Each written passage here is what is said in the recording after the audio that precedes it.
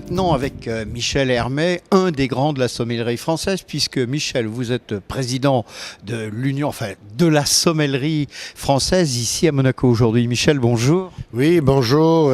Bien sûr, je suis président de l'Union de la sommellerie française là, depuis 2 ans et demi maintenant.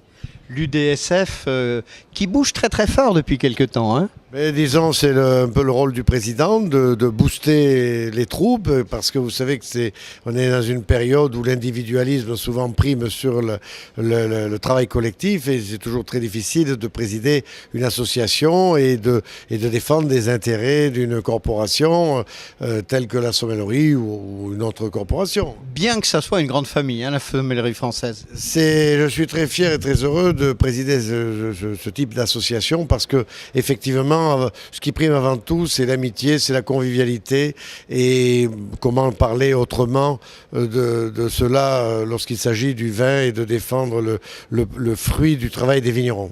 Alors, Michel Hermé, l'actualité aujourd'hui, enfin, ou ces quelques jours, ici à Monaco, c'est le déroulement à la fois à San Remo en Italie et puis ici à Monaco, du concours du meilleur sommelier d'Europe. C'est une manifestation très importante déjà par la qualité des candidats et puis le niveau important que l'on a pu voir cette année. Oui, tout à fait.